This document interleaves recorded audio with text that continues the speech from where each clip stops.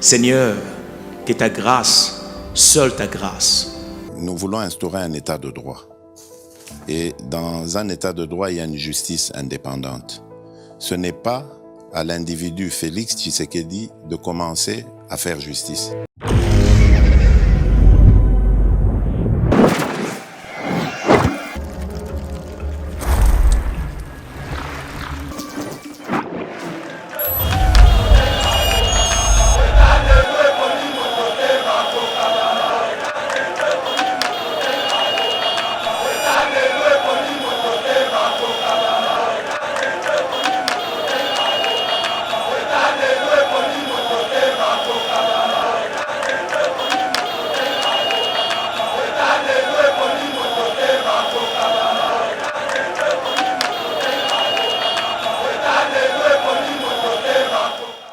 Félicitations pour être au résister na ba manipulation oyo bandeko na biso ya mitema mabe o bazana kindoki na kati na bango balingaki bakotisa awa balingaki bakabola bana ya Katanga na Congo. Katanga ezali na kati ya Congo. Katange azali Congolais. Moto ako sabino te. Mission Kabila kendela ki Katanga parce que na otanga Congo. Mission Kabila kendela ki Katanga, mission bachaki Muyej, mission bachaki Zoé. Ezalaki la balkanisation. Il a commencé par fester la population pour dire vous étiez ferme. Merci Nabino pour boyoka ki bangote. C'est pas pour y avoir Sama le Kondazala pour la Jekami. C'était déjà pour nous. Mokonza Mokaza Mouto Ayoka Kito, Pate. C'est Kabila qui dirige. Soraza Makasi, président Mobimba, ma bloqué ordonnance naye, na Jekami, tout à ça. Mes chers compatriotes, bâtir le Congo demande du patriotisme. Nous vous invitons à vous joindre à nous pour construire notre beau pays qui est la RDC. Appel de Maman Pauline Lumumba, présidente RDC Monde, à Genève. Devant vos écrans, nous sommes à 44 318 francs suisses à la date du 20 janvier 2021. Quels sont les pays qui ont participé cette année activement? L'Afrique du Sud, l'Allemagne, l'Australie, l'Autriche, Belgique, Canada, Danemark, Écosse, Espagne, Finlande, France, Irlande, Italie, Japon, Luxembourg, Norvège, Ouganda, Pays-Bas, RDC, Suède, Suisse, Turquie, UK et les États-Unis. En tout cas, nous comptons sur vous pour atteindre cette année 100 000 francs minimum pour commencer nos projets. Bandeko nanga kotonga mboka esengika bolingo. Bino moko bomoni transparence to l'axi bino côté mbongo. Moyibe yate, lokuta pe ezate. Alors boya to sangana to tonga mboka na biso les grands Congo. Merci. Malobaya, présidente RDC Monde, Pauline Lumumba à Genève.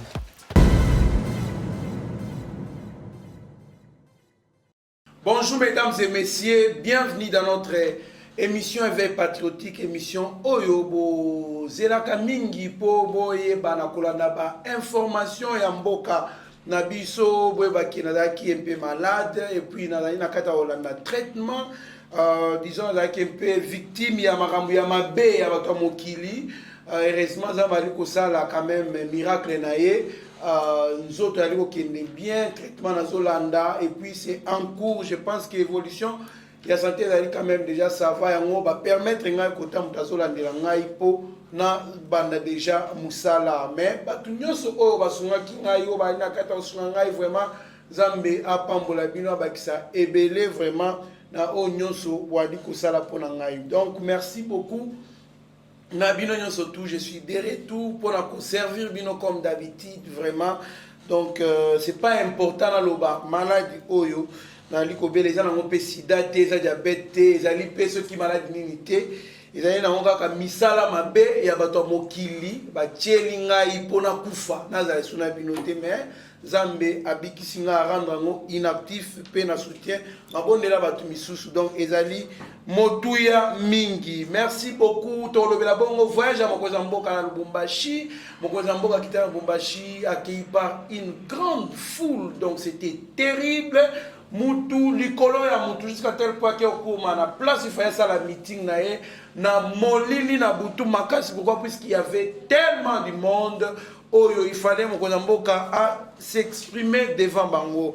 Ah, merci na population katangaise ninge boyambaki mokonzi na esengo mingi tokoloba discours mokonzi pourquoi lobaki bongo pourquoi tonalité à bongo nakati ya émission oyo tolobela pe sous exploit ya armée congolaise toboyebaki armée congolaise aliko sala exploit moko terrible kuna na est kuna donc makambo yaliko kende très kitoko bali ko récupérer ba localité ba territoire et consort bali pe ko implanter ba autorité pour ba gérer bisika bali ko récupérer to le pe lisusu l'armée qui recrute déjà en juin awa ba jeunes diplômés licenciés batuya ba université supérieure institut supérieur bali ko recruter pour que na 2025 bazana tous en armée moko makasi pe professionnel to le pe lisusu matali constant mutamba la moko ya ba cadre ya FCC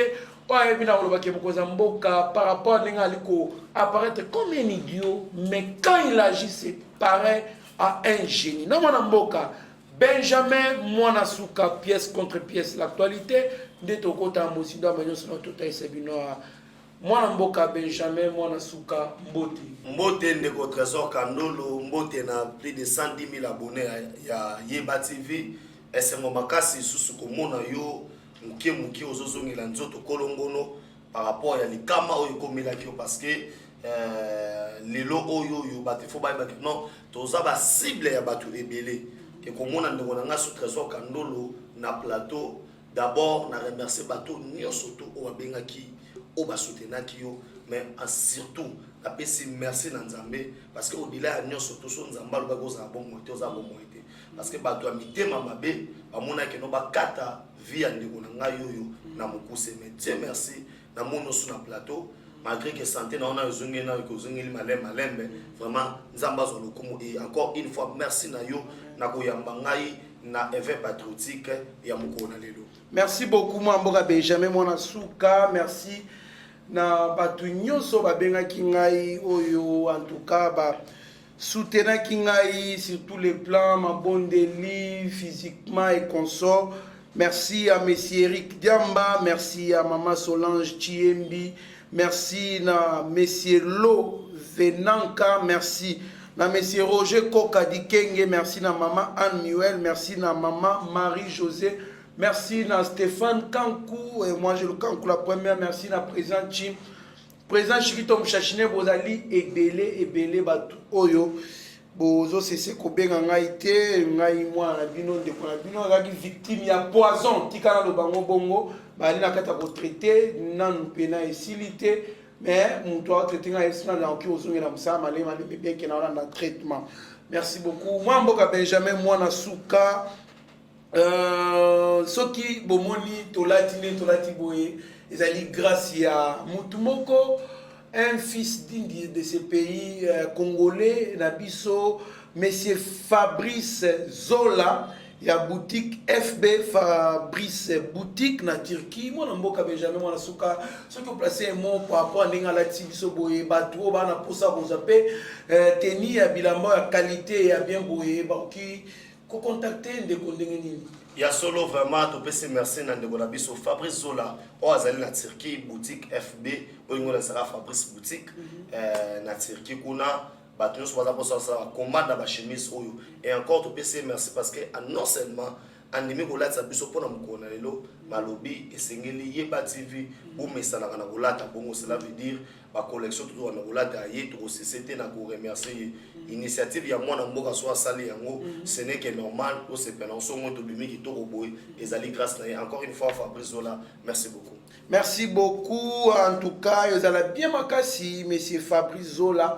et le conseil en Turquie où est-ce que ça l'a monté awa pour embaucher pe ba congolais représentation na pe na kina ezala bien makasi pour faciliter ba tout tâche au lieu que mais na ndenge ya kini pe soki moutaza nango besoin il peut que nous appeler tropesa yango livraison à domicile awa po ezouta Turquie ezoya na kini awa et ba congolais tout ba pe na kolata malamu et na ku moko pe ya bien c'est toujours kitoko. Merci beaucoup moi mboka beje moi suka mwana mboka mokoza mboka komaki bongo na Lubumbashi mokolo malobi mais c'était terrible bato plein mwana mboka donc bayambi mokoza mboka et pas une grande foule na aéroport pe elekaki très bien jusqu'à tel point commis à niveau faki à s'adresser à la population louchoise na molili donc c'est-à-dire na Boutou déjà molili kotaki déjà mon boka Benjamin mais discours à mokoza mboka on dit les fils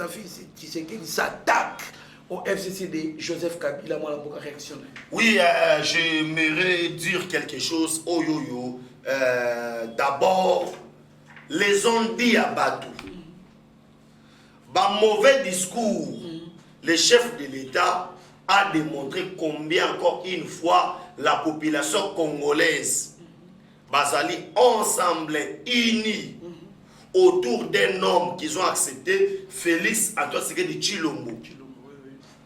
Et Nazalaki na Lubumbashi, kolongwa place oyo fachi, kobanda aéroport, ti kokoma na niveau ya poste, et sika wapi discours et salami, okomona ke c'est à Otobengi, moutako sa plus ou moins 1 heure to 45 minutes à komina.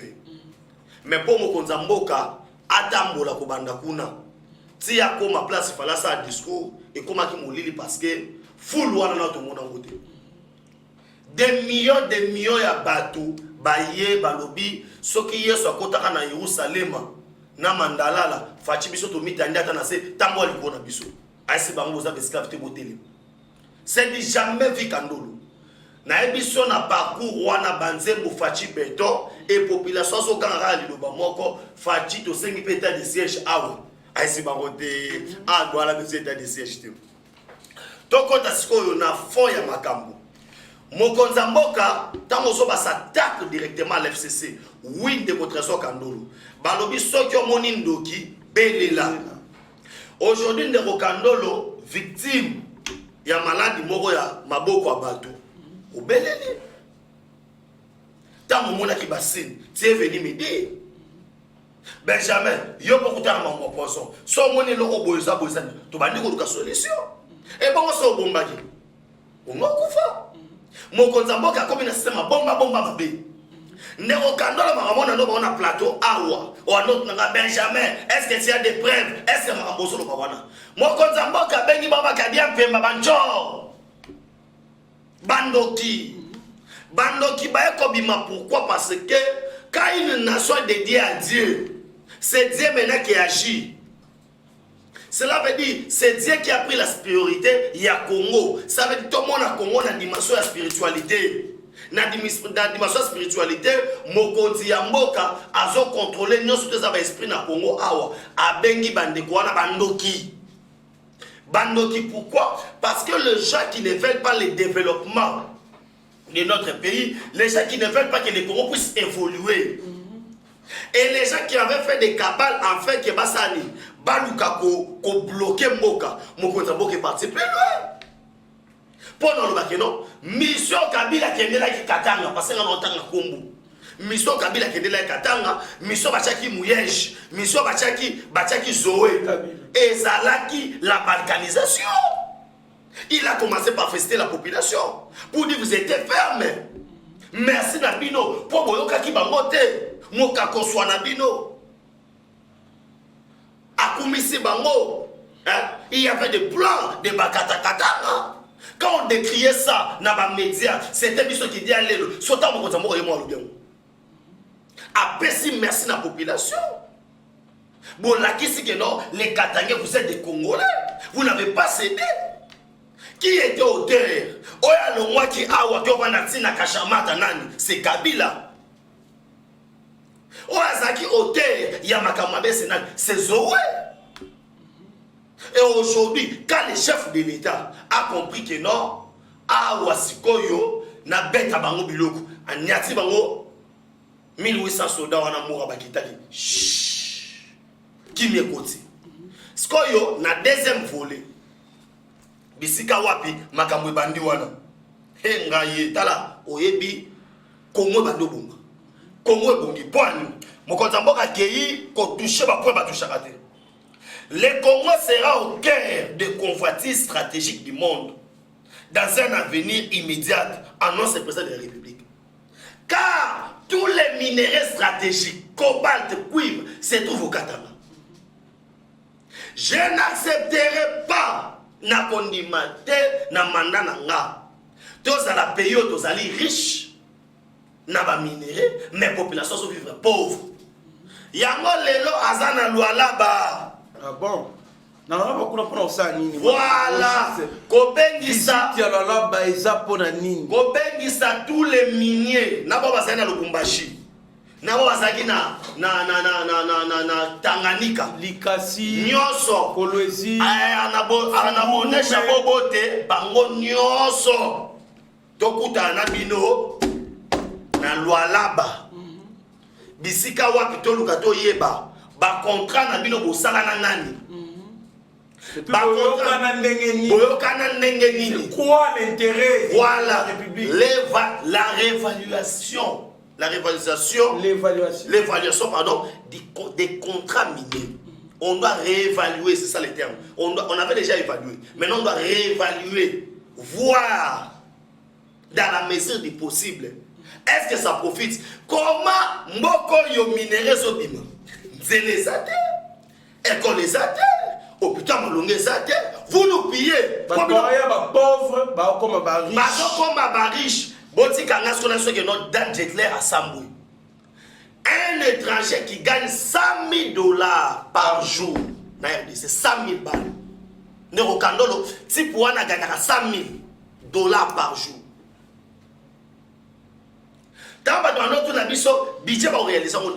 C'est un travail de longue date. C'est pas pour y avoir ça malukonda sala kuna jekami. C'était déjà boulot. Mokonza mboka za muto ayoka kitro patin. C'est Kabila qui dirige. Sokaza Makasi, président Mobimba, ba bloquer ordonnance na ye, na jekami tota so sala. Aujourd'hui boulot ba sous. Yemoko aki akiti azobengisa tous les miniers. Bandota la document moko sima mususu. Or, avant Facha Kendekuna, Boyebike, ministre Affaires étrangères à Chine Tambola Mingide. Mayaki. Pour la Roya Rossani, va réévaluer. Papa, c'est pas normal, Terokando. Combien des appels aux Oya Kolwezi à Ebele. Ebele ma casse. Comment Moutarosa na mine Kabila Andoki? Là, il Kabila Andoki. On a Kabila Andoki. Parce que comment vous avez un contrat gagnant-gagnant? Oh, il y a un individu qui gagne $100,000 na commission, $100,000. Si vous avez gagné combien par jour? Si vous êtes commissionnaire Dan a gagné $100,000 par jour. Si vous avez entreprise, si vous place au minerai sur les athées, matin, les athées, il y a un fait de mettre fin. Bayaskoyo, entreprise à Malunga. Alors, le grand temps, moi, je suis Katanga, je suis chômeur. Congolais, je suis chômeur. Sans un chômeur, je suis chômeur. Sans un chômeur, je suis chômeur. Grâce à la minerai, je suis chômeur. Si vous bateau, on a Fifi béton. Fifi béton. Et l'on a Fachi béton comme Fifi béton. C'est ce que je dis. Nous avons un Walima. Tu as mon Kabila tchaka mouyesh kotoyo bakamati bache nani oyo nani Zoé kotoyo, c'était pour préserver. Il y a eu des contrats où ils signent de gré à gré et les cas n'a pas circuit normal à gouvernement donc et ça a compris na bango donc gouvernement il y a eu un contrat il y a ils ont engagé kaka gouverneur ils ont engagé gouverneur na Kabila. C'était pour protéger non au moins contrat est un gouvernement central. Un gouverneur a connu la contrat dans l'entreprise. Ça doit toujours avoir coordination. Il y a un fédéralisme centralisé. Tout ça, fédéralisme décentralisé. Gouverneur, on y va t'avoir le loyer monté avec non, au parti ou non ça, non. Il faut toujours, il y a un moment bango, bazaka lié le ministère de l'Intérieur, à gouverneur. Et puis, il aura mis balé, mon animera conseil des gouverneurs et ça représente la République. Pour nous, comme il est le garant de la nation, c'est lui qui va être le redevable de la population. Il doit avoir un essai tout. Comment un gouverneur peut signer dans le chinois ou va éviter? Zoé Kabila, au Samarambo éviter. Pas tout dans le rapport exact. Si on me considère pour vous dire que dans le Kandolo, tu as un aujourd'hui là, la population a répondu présent.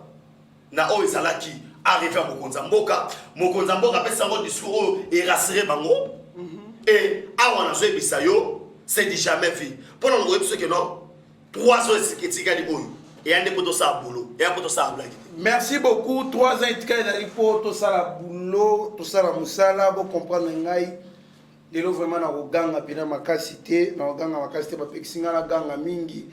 Taka samedi na dimanche da ki somo. Na saki mama na rechit na sanzi makila. Donc c'est pour vous dire que ce qui tozoya ezara apporte ebi que place les places lipe bimelaka. Choix exact il faudra atoya tout ça là ça normalement doit pas tout moi repos. Moi repos moi mingi parce que il a quitté ma poison mortel au bachela ingai mais Dieu a fait grâce, il m'a épargné les locaux, il a rendu ça inactif mais quand même bah effet zali sur le plan physique et donc c'est un peu ça. On a loba pena makasti ndenge na mesana koloba kolobela mibi ya Congo na loba nena loba bongote parce que nazali kolanda traitement et consort. Merci beaucoup. Moi mboka beje mona suka au juste après voyage à Mokozamboko, on peut espérer que les Congo peut maintenant signer des bons contrats, revoir ba contrat ya mabe wana où ils allaient bénéficier na bapaya na ba individu bon kota na ba poche na bango parce qu'ils avaient l'accès, parce qu'ils étaient autorités, parce qu'ils géraient ces pays et consorts. On peut voir maintenant que les pays peuvent signer des contrats qui seront bénéfiques à la population congolaise, dans le sens que budget na biso pe comme le Bangola, le quoi Afrique d'ici, tout le monde 100 milliards de dollars, ou il y a 9 milliards, 8 milliards en Amboka. Oui, Ndero je peux te dire ceci. Aujourd'hui, à Wawa, combien une fois encore, on doit dire aux gens que les gens qui géraient ces pays, ils étaient des sorciers. Pourquoi je dis qu'ils étaient des sorciers? Parce que Kolani Sama discours Oyo Matena qui d'une manière très à l'aise. Il y a Wessa Soubousso Wasana Kabila. Discours O Lelo Bato Baleka comme Estaba, ancien premier ministre comme état de Moussito. O Makamoto Tolo Bayeba Kiyango. Les gens ont accepté l'acceptable dans ces pays. Nous sommes pas dans l'intérêt dans Bango. Et aujourd'hui, il va se faire opposant. Vous allez vous opposer à quoi? Quand vous avez pris tous les patrimoines, quand vous avez pris tous les carrés miniers donnés aux étrangers, ne ba lobi boteki on ndunda, na pris ndunda.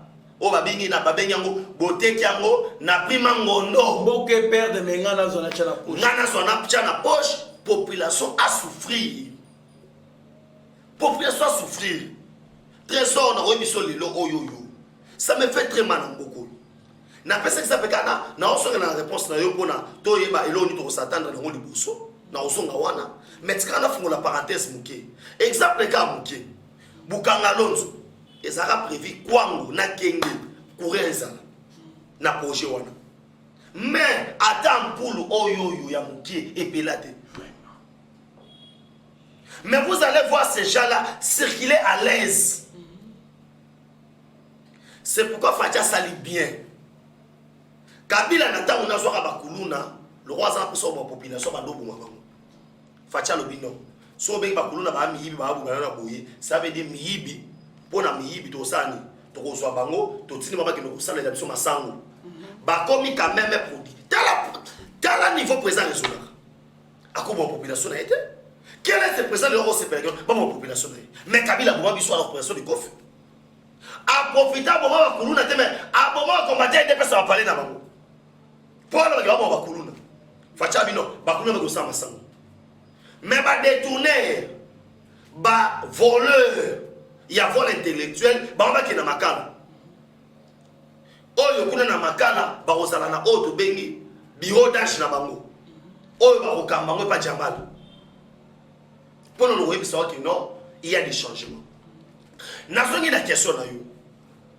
Vous pensez que Mokonza Mboka tia ki oloba bongo, c'est parce qu'il y a déjà des grands changements. Les Congo appartiennent avec les États-Unis. On a des minéraux stratégiques. Quand il dit que non, les Congo sera la convoitise, il y a monde par rapport à ces réserves stratégiques. Les gens doivent savoir que minéraux va exploiter on peut ici là. Mais tant et comme ce qu'on a élevé Mokonza Mboka que les sous-sols et ton les sols na biso. Toi na posa entreprise Koya et tongi bakamba travailler. Trésor Kandolo attaché de presse na compagnie Hong Shing ya boy na boy ba futakaye $7,000 par exemple. Ba Congolais ba so salaire malonga. Minéraux na biso et profiter pas na biso. Mais pour ce faire et sengela ki Mokonza Mboka anyata matambe na ye. Awa nazo yebisa yo ba chinois ba mama na miyibi. Okomona bango na permis d'exploitation moko. Bon c'est on a 50 carrés miniers. Mais ba na permis moko. Ba na permis moko. Na tango ya kabila lo solo bamba kenda na sabiso ba blomo ezangati et o drone di matin. Muto ba yebite.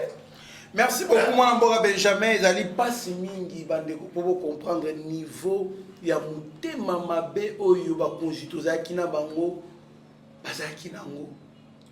Donc muto ko préférer na mboka et raté mbongo ebele mais ye mbongo wana azwa ya mwa muke. Donc le mboka exemple le na 10 millions ya ko préférer batuana basala ba marché na ye moko ba pesa ye moko azwa ta 2 millions mais batuana ba gagner bango 8 millions et que na mwana batuana mais l'essentiel y a 2 millions. On a 2 millions, on a 2 millions mais 8 millions qui n'a pas paya. Mais mboka zo ya ngote. Donc patriotisme ezate. Voilà pourquoi j'insiste beaucoup mon mboka bazongisa. En tout cas, moi un message nazo ko lancer na Excellence Tony Mwaba. Bazongisa éducation civique. Civisme na ba classe. Na ba classe sur tous les plans. Banda na misana ko ganga data na ganga. Banda maternelle ti na université fo Kourouana ezala mwana mboka beje mwana suka. Bazongisa bato bolingo ya mboka. Comment est-ce qu'un individu a encore préféré na ye mboka na ye ba exploiter yango illégalement, abusivement, na sens ko toka nyonso na ba gisement ba toka nyonso to ekene nango mais a bénéficier ye moko ke mboka bénéficier. Non, ezali na oyebisa yo, cela démontre que ba ba zako sommet d'état ba congolais. Tout à fait. Bétranger. Na biso boyi. Dans tout ça, sans les lots ok na ba rapport na ça nango parce que ba image na moto la kisango ezate mais na biki de okando la osenga ba image ya ndeba ya mbaki Mokonza Mboka kuna mais ba image na ça nango appuyer za ba cacher ba musu moto la kisango ezate so za nango besoin to tinda ngo na téléphone yo otala au moins ndeba la kisao combien de milliards soto beti par exemple dan yemoko wana za ba mbongo entreprise gagnera te commission ya gagnera na $100,000 par jour et au sala yo une affaire ya 32 milliards 36 milliards 500 millions au dan a gagnera par an 36 milliards a gagné par an ce que ba minéral ko bimaka combien baza ko estimer ba camion o bimaka na Congo pour que ndeti na Zambie et bima Congo ya ba minéral c'est une affaire ya 11 millions et 11 milliards auto perdra par semaine. Il a passé. Moutalo ba par exemple que non place au biloko eza 5 tonnes mais en réalité il y a des 50 tonnes. Mon brave parce que ba biloko no surtout wana ça me démontre directement que Kandolo au sommet de l'État il n'y avait pas de Congolais parce que mukolo ndeko moyo ndongo sabo au moins tango bisina que non nani Benjamin tala likambo boy na lati pasi wana na bi Nzambe ndeko na ngai Kandolo eloko boy ko komele pourquoi toluki ba solution parce que toi bandeko Et pour la question que et là reçoit une de bonayo muta ko réagir. To boni a Jeannette Kabila. Tara li kamosi so pas Jeannette alobate mais Jeannette alobi. Pour ni makila et ganaka Baba lobby. Oso comprendre. Mais tant on fatia yé na Lubumbashi ba mona ba image no mona pena que non pas ami baba ki ngwa ko. Totana image ya Lubumbashi bo tokutana suka. Mona bino pour depuis 2019 nalekaki lisusu awa te na makambo ya covid oyo bakisama esali problème mpona koya awa naza sengo ya komona bino mpe ya kopesa bino basango ya kitoko na ye nango mpona bino.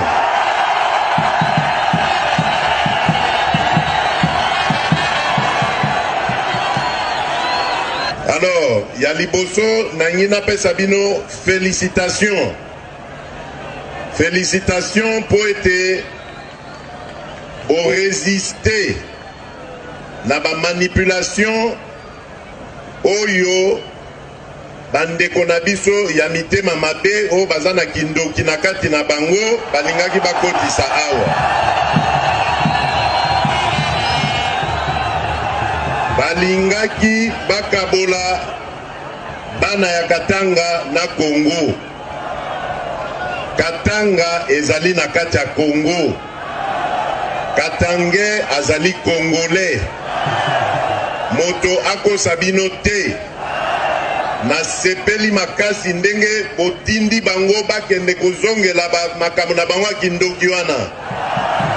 Boboyi koyoka makambo ba discours na bango ya kokabola bino. Ngai naza kosenga na bino boye. Bana batoto ya Katanga bozali ba Congolais. Bolinga bandeko na bino ba Congolais.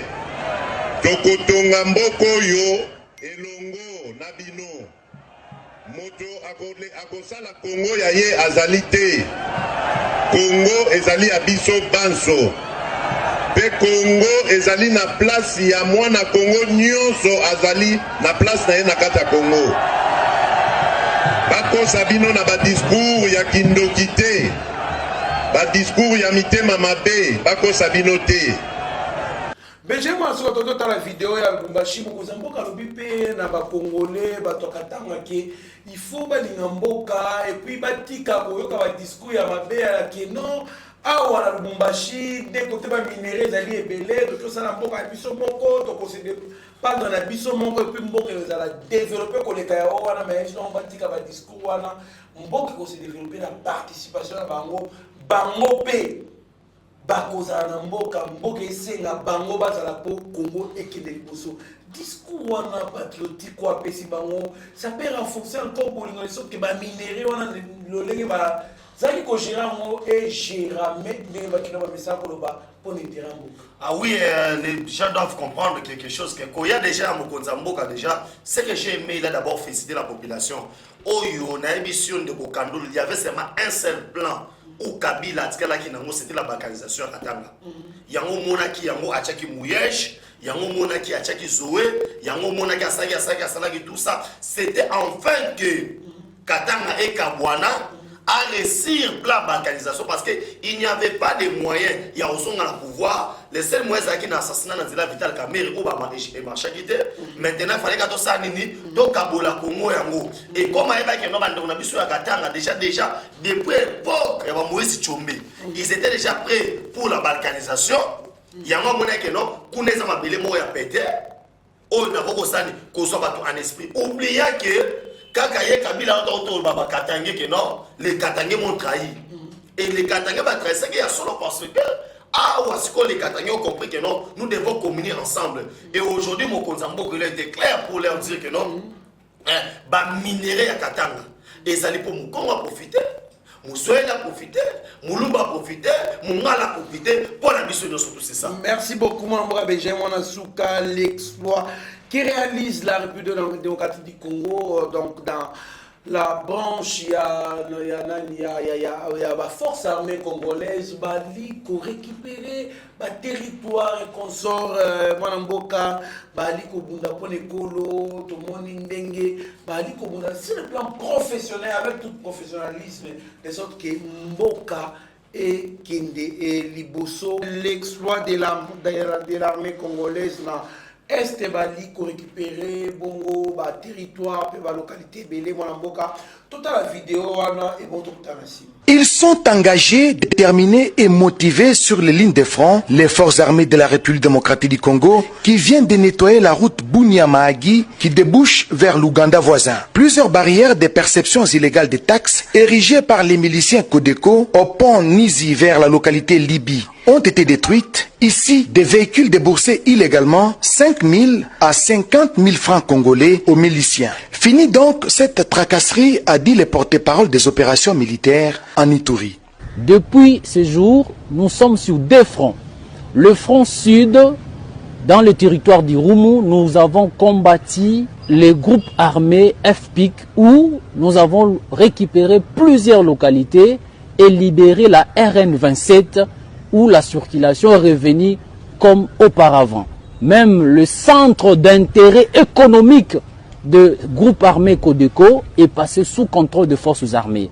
Les véhicules passent librement, le trafic sur la RN27 est sécurisé, rassure le lieutenant Jules Ngongo. C'est ce qui nous a amené aussi au front nord, dans le territoire de Djougou, où le vaillant militaire des forces armées vont de prouesse en prouesse, où plusieurs localités également sont passées sous contrôle des forces armées qui étaient siégées par ces renégats. Et d'ajouter, pendant cette période de l'état de siège, les FARDC ont récupéré plusieurs villages, dont Ala, Lobu, Sanduku, Gudjo, Dera, Libi, Dina, des grandes agglomérations du territoire des Djougou, jadis occupées par des assaillants. Des opérations militaires de grandes envergures sont lancées en territoire des Djougou et Irumu. Les miliciens Codeco et FPIC sont donc avertis. Mboka Benjamin Nasuka Tala on les ali vidéo nenge armée congolaise ali ko bunda avec beaucoup de professionnalisme pe bali ko récupérer ba territoire ou mela mingi ba localité consort ko récupérer en pona intérêt ya mboka réaction na yo ya lineni pendant que ba biso bazali ko négliger état de siège oyo ko mona ngo lokola ezali ennemi ya ba congolais. Oui, de votre trésor mon frère na oyebisa yo aujourd'hui droit dans les yeux que touti musika touti na libulu grâce à mokonza mboka abemisi biso na kati ya libulu. Pourquoi? Les gens doivent savoir que Kabila na batu na ye il mettait en place les accords de l'Émirat. O signamaka pa musée, on n'a pas l'état à publier accord Mumbatisa à 20 pages bamba. O azana mo besoin format PDF touti na ngo, mais on va s'en expliquer. Dans cet accord il était prévu que nos 350 km à partir de la République démocratique du Congo, il fallait qu'ils la repris et pas autobengi wana Uganda. Tant on fait ce pouvoir, na ba droit signer les accords de l'Émirat, débatika l'envie. On va comme état ba dominer, c'était Paul Kagame na Yoweri Kaguta Museveni. Ya wana on a fachi a okende kende ba côté kuna oh non, azo kende et a récupérer na ba Rwandais, c'était d'abord andoka pour nani solution c'est purement diplomatique. Si comme solution diplomatique et symbolique, on devait aller maintenant dans des voies militaires. Et aujourd'hui on montre que même Mamozo ba accord de l'Émirat sur nazo kosa, ezali repris même l'article 217 de la Constitution na biso. Là où on est en train de parler que non, la République démocratique du Congo peut abandonner partiellement une partie de sa souveraineté en vue de promouvoir l'unité africaine. Il y a un moment où papa Etienne na Seine City ba boire sakaye parce que pouvait pas accepter de l'envoyer sa République na Constitution na biso. Et aujourd'hui si autant le commandant va FADC, autant le porte-parole et armé, autant le lieutenant sur place, c'est incroyable mais vrai. Et ça qui n'a pas parti au Congo 18 ans. Congo là ba c'était les rebelles. C'est que Rwanda ça récupéré déjà conformément à l'article là baba yokanaki. Il y a un moment qui n'attend ya Kabila on infiltré, on faisait un semblant. Il y a pour attaquer par rebelle mais en réalité même en bobo salle. Et aujourd'hui trésor j'en rebi ça que non. Parce que les gens souffraient. La population, Moutamakolo, pour les Nzela Wana, 5 000 francs. camion 50 000 francs. Bako faut sabino 50 000 francs pour ba rebelle wana ba payer bino sous bilo on surtout. Mais na mboka la bino. Mais na mboka la bino 5 000 francs à barrière. Ce sont les 10 barrières, ça te fait 50 000. Il y a un moment que non, et ça qui même n'a pas pris réflexion sur le plan économique. Au moins que commerçant te kabilo cher, commerçant pas so ba o yosoma biloko, a ta la que non. Pour que on soit biloko faut ça moto so kopena ba rebelle wana. Mais aujourd'hui, les images vont parler d'eux-mêmes. Il y a moins de solo de la bande de go. Et puis 16 villages récupérés dans 2 jours. 16 villages récupérés dans 2 jours. Et puis, coup de chapeau, avant de faire des histoires, on rappelle que le lobby et l'on se fait un professionnalisme. Oh yo, armée n'a pas commis le mot. Ça veut dire armée n'a pas comme on a mis tout mon ordinateur. Et ça, on va mettre un chaîne qui te donne tout mon ordinateur. Autant de fils civils ne rien. Et ça va vous rebelle. Cela veut dire que ne va pas on a le poteau, bataille ciblée. Et puis déjà que non, na quoi ya kanyabayonga, na quoi ya muchuru, basaliota, pas au mukamata. Et puis on a changé, tu es le bon tu m'as n'enga likolo. Tozo kita, na bango likolo. Tozo kita na bango wa Yesu, azo matalo na biso soto kita na parachute. Pour la relation que non. Ceux qui parlaient, état de siège, et aussi la population se sent très à l'aise. C'est que moi je vais demander aux gens. Bon, il y a un on a un compte jusque là, l'État congolais a acheté compte. Mais là, on a au sein des alliés, soutien à Bino pour soutenir Bisso. Donc, il y a l'Est de la République, il y a la caméra à Bisso. Wana trésor Kandolo, tu ressembles à Fabrice Zola en direct à Turquie. Bah chemise wana sco bien, il y a militaire. Bah chemise militaire. Donc trésor Kandolo, à tenue militaire. Bien tenue militaire, mais pour ça l'émission. Ah, état de siège. Parce que dans l'état de siège, voilà. Le contrat est militarisé. Donc mais dans un moment soldat, voilà. Mais ce qui fait que moi, musique est bête pour éliminer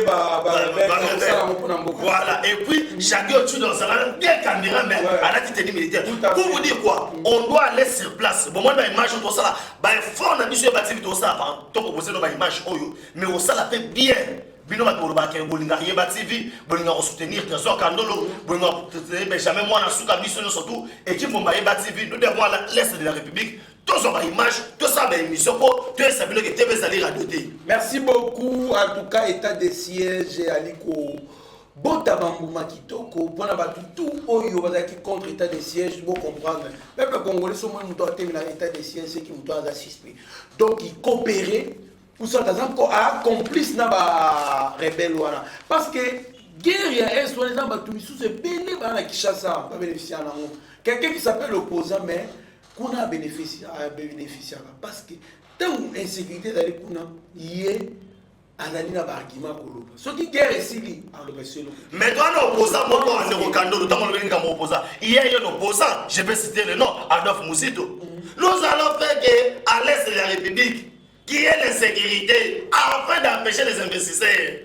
Il a dit ça clairement. Aujourd'hui, ceux qui mènent à S. Moussito en CPN en côté. En CPN en côté. Voilà donc que vous comprenez que Banaï Bazali bénémi à peuple congolais, puisque comment c'est-il qu'il y a un peu de temps? Il y a un peu de temps. Il y a tout le temps quelque part. Pour tout le monde, tout le tout. Tout le temps, la sika, tout le monde. Mais tout le monde va au bout. Pena va voisin média international.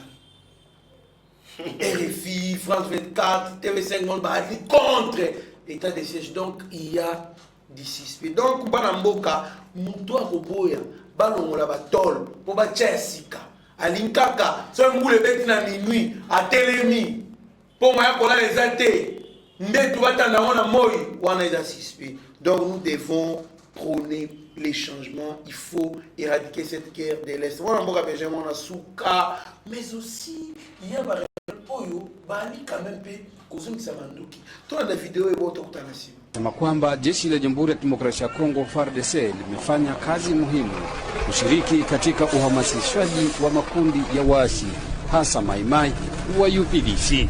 Jumapili hii jeshi la Kongo FARDC limewapokea wapiganaji 470 wakiwa na silaha aina mbalimbali baada ya kufanya uasi kwa miaka 20 katika eneo la Ufamando, katika eneo la Walikale na Masisi, wakiwa katika kundi la UPDC yaani muungano wa wazalendo kwa ajili ya kupigania nchi ya Jamhuri ya Kidemokrasia ya Kongo. Nimetoka porini kupitia sauti ya chef de l'Etat, Son Excellence Etienne Antoine Tshisekedi, kupitia sauti ambayo alitusukumia sisi vikundi tunazibiti silaha katika mashariki mwa Kongo kusema tutoke porini na tusaidiane kwa kuchunga nchi yetu. Wapiganaji hao wengi wakiwa vijana na wasichana ambao walishika silaha safari hii wamezikabidhi kwa kamanda wa operation ya kijeshi Sokola ya pili Willy Yamba hapa wilayani Masisi, Kivu Kaskazini. Jeshi la Kongo kwa upande wake likisema hatua hii ya waasi ni muhimu, kwani wananchi wa Kongo lazima washiriki amani na maendeleo. Hii sehemu yetu yote ya Kivu Kaskazini inapaswa kupata amani, na silaha ambazo zimekuwa zimilikiwa bila oda zinapaswa tiliwa chini. Ifahamike kwamba jeshi la Jamhuri ya Kidemokrasia ya Kongo kwa muda mrefu limeanzisha operesheni za kijeshi hapa Kivu Kaskazini, ikiwemo katika mbuga la wanyamapori la Virunga, na hivi sasa ni wapiganaji 470 wote ambao wamekubali kujisalimisha kwa jeshi la Kongo kufuatia mwito wa Rais Felix Tshisekedi. Mwana suka tala ndenge ba rebel misuso bazana zamba ba likoya kotika bandoki babi bandimi bayoki appel ya Mozamboka atiki mandoki quand même na état de siège. Vraiment ezali de balobaka arbitre beta piololo match vidé. Ça veut dire ba rebel ba sentir benanga non oyo kongo ngo ditunga. Ba kolomboka ba récupérer mboka na bango. Bato ane ko financer bango. Moi ba financer bango sur ça. Promoteur na bango c'est Kabila on a ko aider bango na ba groupes armés azasu na makokite yemo ondenga sana kingaka tsa sala matanga bangando nde balie bango oyebiki ba mbila na bazami sike ba tshino bo tikekela ndako mutu men no boye na bino bangando pour la action que aujourd'hui coup de chapona ko Mozamboka les rebelles ont vite compris que non na mission ndenge to sali boye et non so sezate ndo kandolo banda 18 ans yo so kona ba rebelle ko mutikela nduki bango mobo tala mindu ba so tika. La paix à l'Est, et c'est mon slogan, c'est la réalité. Et puis, je peux donner aussi le genre, autre bengi promesse, sauf imprévu, non pas sauf imprévu, les 30 juin, Robert avait défilé la Béni. Biso wana mo Mozamboka pas défilé la Béni pour vous dire que non, la paix et ça slogan, c'est une réalité. Fachi est venu encore redonner l'espoir à ces peuples. Aujourd'hui, ils sont dans le problème de santé, mais au moins, nous avons dit Kandolo, Moutou Seme, Apakubeni, Banaoua Moussé, Angaria Patuka Bangu. Mais aujourd'hui, au moins la population, et puis dans la population elle-même, Abina Balabala pour nous, n'est guère aussi là pour la Bango. Merci beaucoup, Benjamin Mwanasuka. En tout cas, merci na maman Marie-José Betou, merci na maman Céline, na papa David, merci na papa José Mouy, na maman Jackie, merci aussi na monsieur Albert Sapou na Canada, pourquoi pas maman Clara na Canada. Donc merci aussi Pedro Alikoloba ba onyo so na posa ya ba forma bien kitoko. Bilamba kitoko, kolanda ba chaussures ya kitoko, donc ba pantalon ba costume ba bubu et consort, bokende na boutique Patient Lac Mouero numéro 58 chez Monsieur Olivier Lupusa na grand marché dans Okuta ba bilamba ya kitoko makasi kuna. Mon bras Benjamin Mwanasuka tala caméra ya Steve Konde acheté le petit génie. Chaque autre dit mais chaque Gabi Moko Koma Chiswaka mais bon on peut savoir le basou quand même tout bon sanité coupé sa merci na monsieur Christian Mandemba na madame Olga Boussiko ya RTV et puis bon on a biso kuna chaque 18h en direct bon on a biso rediffusion na 8h na RTV mon boka malobana souka. Merci beaucoup Nandeko Trésor Kandolo parce que ça nous émission me connaît pas sengo mais la question est bravo sans sa patriotisme oza na ngoko na mboka na yo bande on a zo rappeler bino que non ndeko na biso Trésor Kandolo azapenda souffrant parce que bato moté amabe o to bengi bandoki lobi na ngo fachi bandoki ya Congo mais bandoki pe balukaki ko boma ndeko na biso na kutuka ko chela e poison oyo ekotaki na nzoto mais Dieu merci parce que ebomi ete aza encore en vie asala biso émission mokolo lelo mais bino moboyebi ke so ekoti na nzoto moi ba traitement banini numéro ya téléphone ezali wana appelé ndeko Trésor Kandolo ekosala biso bien pour alandela pena basoins médicaux ndenge sengeli po tozana encore na ye besoin na pesi merci na Jimmy Kongo mon pote nzamba pambola yo pourquoi pas na pesa ngote na Sarambuyi oya ngai nzamba za na yo na bosa ete mamani moté en papa Ben to bosa ete pe papa Stéphane Kanku na moi Jelou Kanku to bosa ete boutique oyoyo ezo sunga biso boutique patient lac Mwero numéro 58 et pas ya Olivier Lokosa nzamba za na yo et merci beaucoup na Fabrice Zola o asalekele lo ngai na ndeko na Trésor Kandolo toza na bongo mapasa ba chemise qui toko boye boutique Fabrice Zola et nzamba pambola bino en direct sa Turquie na lobaki na bino bato nyonso basa besoin accord de l'Émirat o baki o Benjamin ngana so kité mbala suka na pesa numéro ya ngo bo benga to tindela bino botanga bo comprendre bisira guerre à est outil plus 243 9 70 40 89 57 plus 243 9 70 40 89 57 soit beaucoup melangai na Benjamin Mwana Suka merci beaucoup Benjamin Mwanasuka tokomi Suka émission na biso merci beaucoup na bato nyonso o balanda biso monsieur Benchi soit président Jim président Chito Mchachino président JC Moulamba pourquoi pas à Sami MTC vous allez tellement ébélé en tout cas vous allez brancher sur Eva TV vous allez décider mieux vaut être mettre son silence que plutôt esclave de ses propres mots merci Seigneur, que ta grâce, seule ta grâce. Nous voulons instaurer un état de droit. Et dans un état de droit, il y a une justice indépendante. Ce n'est pas à l'individu Félix Tshisekedi de commencer à faire justice.